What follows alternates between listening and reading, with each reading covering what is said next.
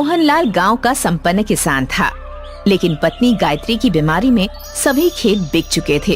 इसलिए उसने अपने घर के पास पराठे की दुकान खोल ली थी। जल्द ही उसके व्यवहार और स्वादिष्ट पराठे ने कस्बे के लोगों को अपना दीवाना बना दिया था।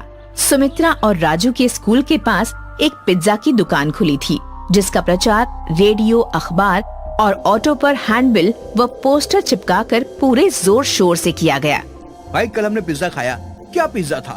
मैं और मेरे पिताजी अपनी कार पार्किंग पर पिज्जा ऑर्डर के बाद घंटों इंतजार किए, तब हमें पिज्जा मिला। अच्छा, क्या इतना अच्छा स्वाद है पिज्जा का? और नहीं तो क्या, तुम लोगों को तो घुसने भी नहीं देंगे गार्ड। घुसने क्यों नहीं देगा? अरे वो तुम्हारे पापा की फुटपाथ की पराठे की दुकान थोड़ी है ना, जो कोई भी मुंह उठाकर चला जाएगा। उस दुकान का एक स्टेटस है, बड़े बड़े लोग अपनी गाड़ी लगाकर खड़े रहते हैं, तब जाकर उन्हें पिज्जा खाने को मिलता है, समझ गए? रॉकी की बातें सुनकर सभी हंसने लगते हैं। सुमित्रा को पराठे वाले का मजाक पसंद नहीं आता। राजू जब स्कूल से घर जा रहा होता है तो पिज्जा की दुकान पर लोगों की भीड़ देखकर रुक जाता है। सुमित्रा उसे समझा बुझाकर घर ले आती है।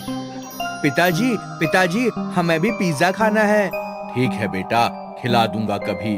अभी गरम गरम आलू के पराठे बनाए हैं, वो खा लो।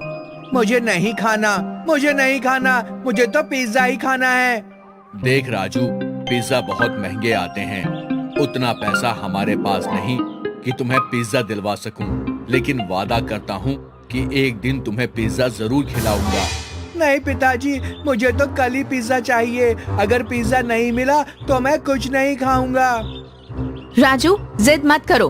पिताजी बोल रहे हैं ना कि एक दिन हम लोगों को पिज्जा खिलाने ले जाएंगे। नहीं दीदी, मुझे तो पिज्जा कल ही खाना है। रॉकी भैया ने स्कूल में बताया कि पिज्जा कितना अच्छा होता है। अरे राजू, वो डॉक्टर का बेटा है, उसके पास ढेरों पैसे हैं। चल अब खाना खा। पराठे खाकर बच्चे सो गए, लेकिन मोहनलाल की आंखों से नींद कोसों दूर थी। वह अपनी गरीबी को कोस रहा था कि कितना बेबस है वो, जो अपने बच्चों की मामूली खाने की मांग को भी पूरा नहीं कर सकता। उसकी आंखों में आंसू आ गए। सोचते सोचते न जाने कब उसे नींद आ गई। अगले दिन सुबह बच्चे स्कूल गए। आज भी पूरे स्कूल में पिज्जा की ही चर्चा हो रही थी।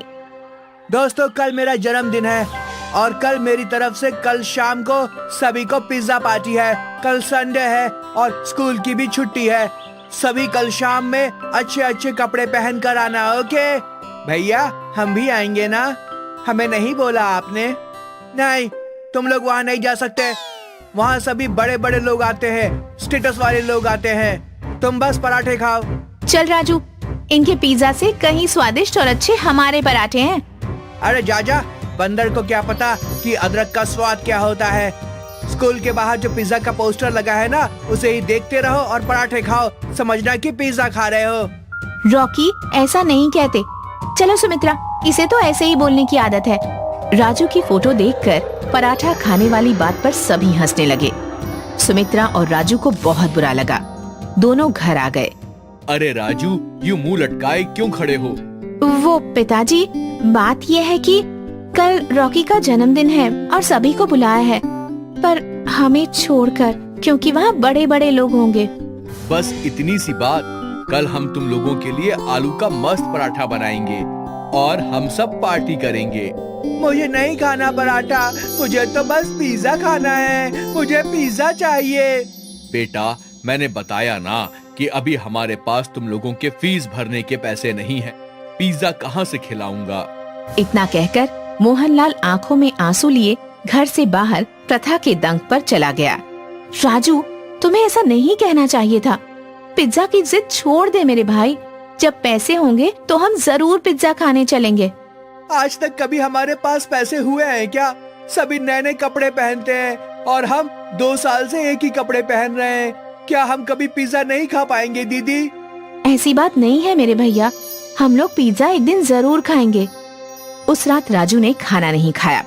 घर में किसी ने खाना नहीं खाया। सुबह मोहनलाल उठा और बाजार चला गया। वापस आया तो देखा कि राजू अभी तक सो रहा था। सुमित्रा से पता चला कि राजू अभी भी रूठा हुआ है, खाना भी नहीं खाया है। उठो बेटा, आज हम तुम लोगों को पराठा पिज्जा खिलाएंगे। चलो उठो। पिताजी, मैंने बोल दिया ना, जब तक पिज्जा नहीं मिलेगा मैं कुछ नहीं खाऊंगा। मोहनलाल पराठे पर चीज, फ्रूट्स और सैलेड डालकर पिज्जा बनाता है, लेकिन लाख समझाने के बावजूद राजू नहीं खाता। सुमित्रा भी पूरी कोशिश करती है राजू को मनाने की, पर असफल रहती है। आज फिर सभी भूखे ही सो जाते हैं। आधी रात को राजू को जोर से भूख लगती है। वो किचन में जाकर रखा हुआ पराठा पिज्जा खाता है। उसे बहुत अच्छा लगता है। वह पराठा पिज्जा चट कर जाता है। मोहनलाल चुपचाप उसे खाते हुए देख लेता है। सुबह उठकर मोहनलाल बाजार चला जाता है। वापस आकर सुमित्रा को बुलाता है। सुमित्रा, ओ सुमित्रा। जी पिताजी, आई। ये ले पैसे और स्कूल से आते समय पिज्जा लेते आना।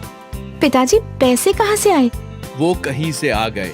और हाँ, मैंने टिफिन में पराठा पिज्जा रख दिया है, खा लेना याद से। सुमित्रा घर से स्कूल के लिए निकल रही थी तो पिताजी की साइकिल बाहर नहीं लगी थी। समझने में देर न लगी कि पिताजी ने साइकिल बेचकर पैसे लाए थे। सुमित्रा और राजू स्कूल पहुँचे। स्कूल में कल की रॉकी की पिज्जा पार्टी की ही धूम थी। सभी की जुबान पर पिज्जा पार्टी की ही चर्चा थी। लंच में सुमित्रा और राजू पराठा पिज्जा खा रहे थे तो वहाँ रीता आ गई। अरे, तुम दोनों ये कौन सी डिश खा रहे हो? ये हमारे पिताजी ने बनाया है, पराठा पिज्जा। हाँ, ये स्पेशल डिश पिताजी ने बनाई है। लो, तुम भी खाओ, बहुत स्वादिष्ट है। अरे वाह, बहुत मस्त पराठा पिज्जा है। ये तो बहुत ही अच्छा पराठा पिज्जा है। देखो, आओ देखो, पराठा पिज्जा कल के पार्टी वाले पिज्जा से कहीं ज्यादा टेस्टी है। सुमित्रा प्लीज, मुझे भी एक टुकड़ा दो ना। हाँ, ये लो रॉकी, तुम भी खाओ। वाह, सही में ये कितना टेस्टी है पराठा पिज्जा। ऐसा तो मैंने अपनी जिंदगी में कभी नहीं खाया था। जल्द ही पूरे कस्बे में पराठा पिज्जा की चर्चा फैल गई। सुमित्रा ने पिताजी को पराठा पिज्जा बनाने की सलाह दी। अब उनकी दुकान पर भीड़ लगने लगी थी। पिज्जा की दुकान में लगातार ग्राहकों की कमी होने लगी। पिज्जा की दुकान बंद होने की कगार पर आ गई। तभी एक दिन पिज्जा दुकान के मालिक खुद मोहनलाल के पास आया। मोहनलाल जी, आपके पराठा पिज्जा का बहुत नाम सुना था, आज टेस्ट भी कर लिया। सचमुच लाजवाब है। वाकई तुम्हारे हाथों में तो जादू है। जी धन्यवाद। क्यों ना हम दोनों मिलकर साथ काम करें। आप मेरी दुकान का उपयोग कीजिए, मैं फंडिंग और मार्केटिंग देख लूंगा। जो भी प्रॉफिट होगा आधा आधा बांट लेंगे। मोहनलाल को ये प्रपोजल अच्छा लगा। दोनों मिलकर साथ काम करने लगे। प्रथा पिज्जा का टेस्ट और अच्छी मार्केटिंग से जल्द ही उनकी दुकान कई शहरों में खुल गई। अब मोहनलाल सेठ मोहनलाल कहलाने लगा। वे शहर में आलीशान बंगले में रहने लगे।